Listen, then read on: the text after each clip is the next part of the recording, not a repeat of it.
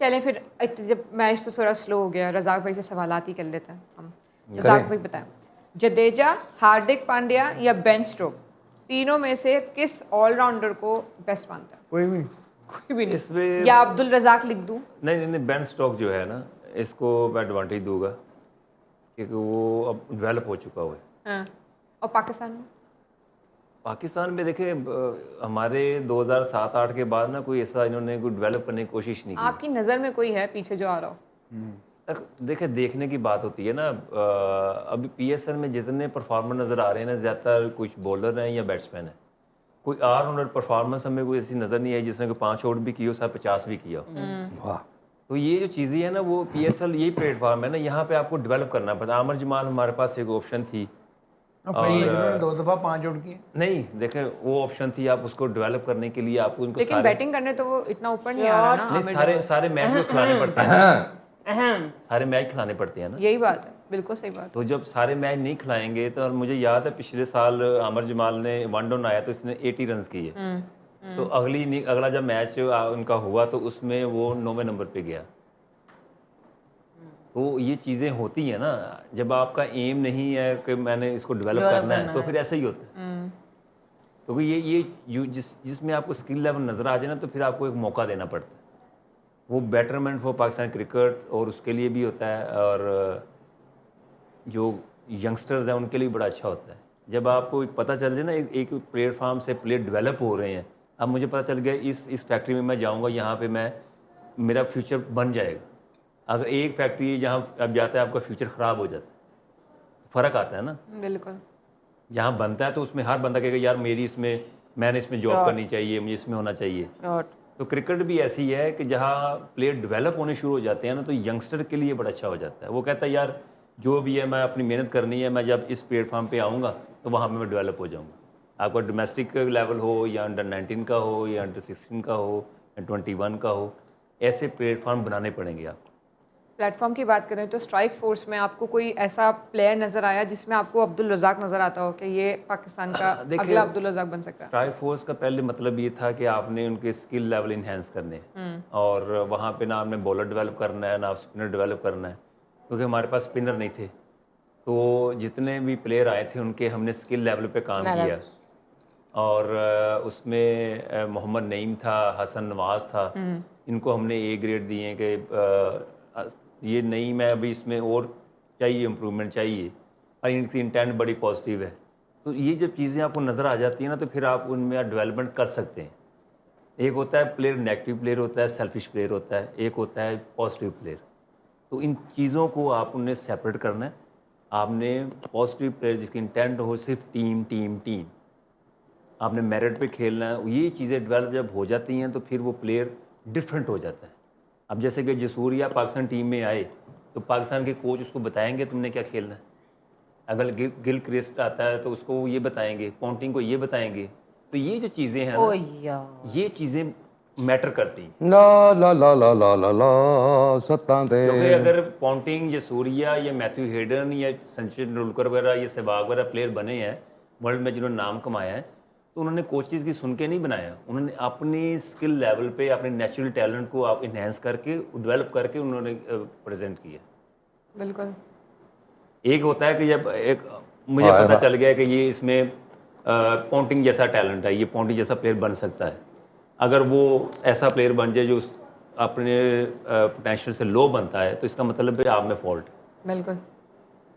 तो प्लेयर का जब टैलेंट नज़र आ जाए तो उसको ऊपर जाना चाहिए, उसको वहाँ पे रोकना नहीं चाहिए या नीचे नहीं जाना चाहिए। ये मेरा कहने का मकसद होता है। ये चीज़ें कोई समझ नहीं आती, इसलिए फिर हम थोड़ा सा पीछे हट जाते हैं। अच्छा रज़ाक भाई, एज अ कोच, अब जो आपने स्ट्राइक फोर्स का स्पेशली हम बात कर रहे हैं, तो सबसे डिफ़िकल्ट डिसीजन आपके लिए क्या रहा है throughout the tenure difficult process? ये देखें, प्लेयर की एक एज होती है जिसमें आप उसको चेंजिंग लेके आ सकते हैं। जैसे स्टडी है, अगर आप 30 साल की उम्र में कहेंगे जी आपको मैं 6ठी क्लास में पढ़ाता हूँ, 8वीं में आप नहीं पढ़ सकते, आप बिल्कुल 12वीं क्लास नहीं पढ़ सकते, कोई एज होती है ना पढ़ने की। तो ये क्रिकेट भी ऐसी होती है, 14 साल से लेकर 20 साल की उम्र में आप 6 सालों में जितना भी स्किल लेवल पे काम कर सकते हैं, वो उनके मसल डेवलप हो जाते हैं, उनका माइंड सेट हो जाता है। जो अभी मैंने जो काम किया है वो प्लेयर ऑलरेडी डेवलप प्लेयर थे, पाकिस्तान को नॉक कर रहे थे। किसी वक्त भी पाकिस्तान टीम में आ सकते थे। तो उनके साथ काम करना, उनके साथ पूरे 45 से 50 दिन गुजारना और उनका फीडबैक लेना, ये मेरे लिए मेरी इम्प्रूवमेंट थी, मेरे लिए कामयाबी थी कि उनका ये जो फीडबैक आया बड़ा पॉजिटिव आया। उन्होंने कहा जी हमने ऐसी स्किल लेवल पे ऐसे कैंप कभी अटेंड नहीं किए, ना हमें किसी ने बताया। तो ये सारी चीज़ें होती हैं। एक और क्या कर रहा है भाई ये?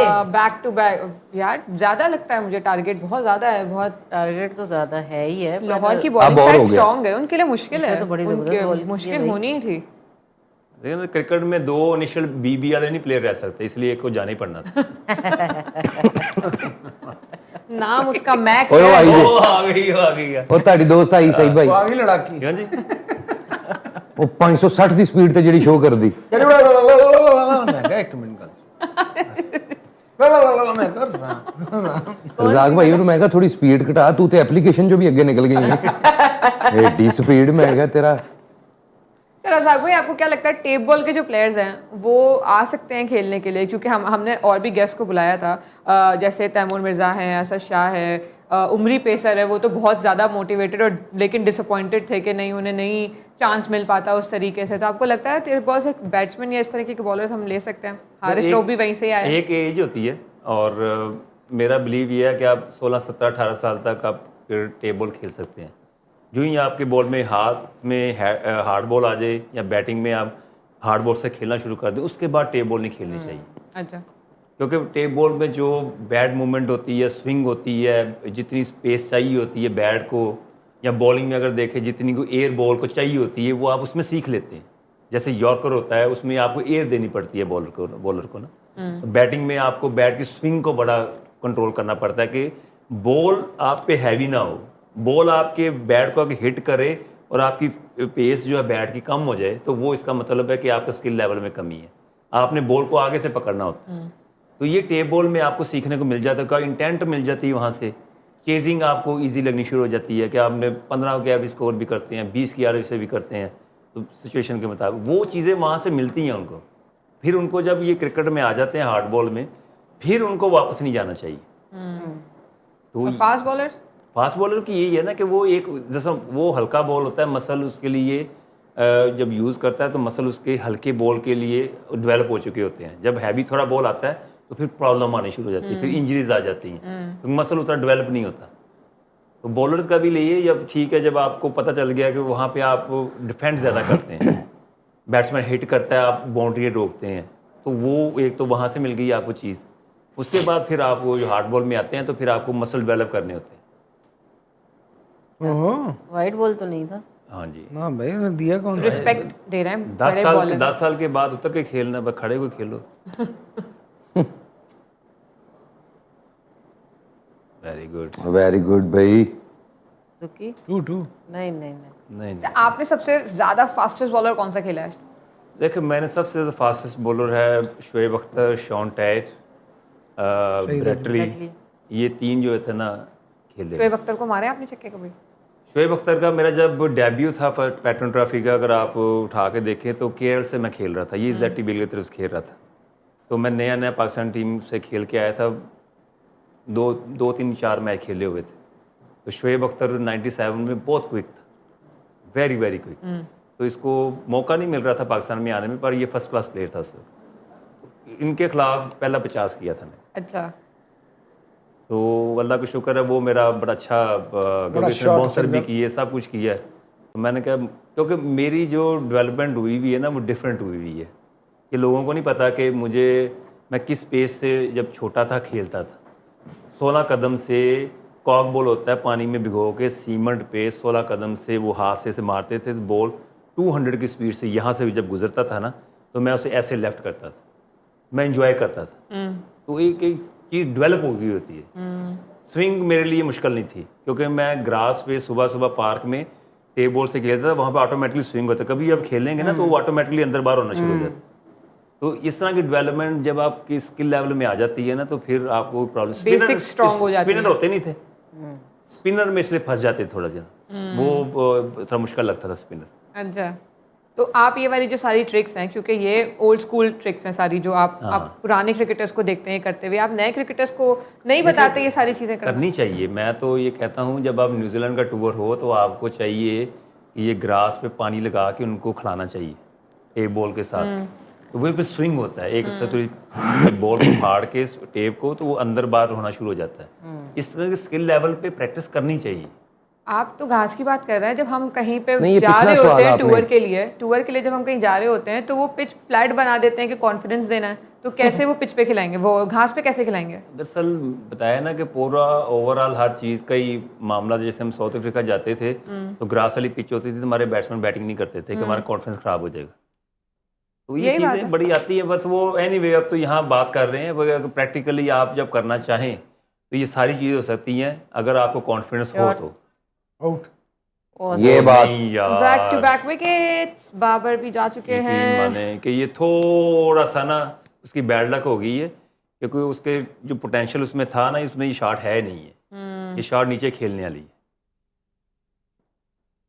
नहीं, ओवर एग्रेसिव भी हो रहे हैं ऑफ कोर्स, ट्राई करने के लिए कि बस ट्राई वो करना है। बात ये है कि वो उसके पास ये स्किल लेवल नहीं है ना ये शॉट को खेलने के लिए। अगर फील्डर ऊपर होता तो चौका था। उनके ऊपर से भी जो दो स्ट्राइकर्स हैं, हारिस और साइम, वो भी तो आउट ओए, हो गए ना, सारा एक मिनट। प्रेशर बाबर पे आ गया। ठहर जा, और ब्लड प्रेशर ना लो करा ली। और ना कर नाल बंदा बैठा ही ਇਹਦਾ ਹੀ ਬੰਦਾ है? वो नहीं रोपर नहीं रोपर। मुझे भी वैसे वो दरअसल उसको ये बड़ी जज्बाती है क्रिकेट को देखते हुए।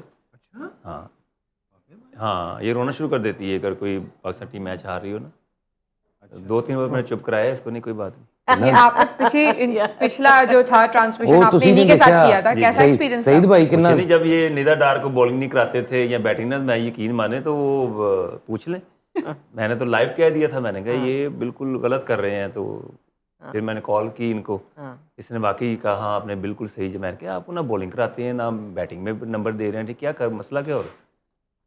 इन्होंने पूछा तो मुझसे फोन करके कि भाई कोई इंजर्ड तो नहीं हो, हाँ, कि मैंने तुम्हें कहा पूरे कोई ओवर injured नहीं तो नहीं करवा रहे, तुम्हें बैटिंग सही जगह पे नहीं दे रहे। तो मैंने कहा नहीं मैं ठीक हूँ, मैं ठीक हूँ, पर सर वो ठीक नहीं है। यंगस्टर्स को चांस दे रहे थे ना मेरा इदारा थोड़ा बीमार है, मैं ठीक। हम्म?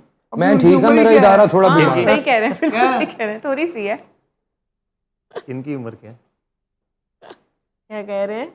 कह रहे हो यंगस्टर को चांस देना चाहिए। मैं उम्र ही क्या है अभी तो, क्या है? पूछ रहे हैं क्या है। क्या है देख ले, क्या है ढकी चुपी थोड़ी है। मैंने यार थोड़ी स्टार्स ਦੀਆਂ ਤੇ ਆ ਜਾਂਦੀਆਂ ਗੂਗਲ ਤੇ ਇਹ ਜਾ क्या ਜਾਂਦੀਆਂ। करें?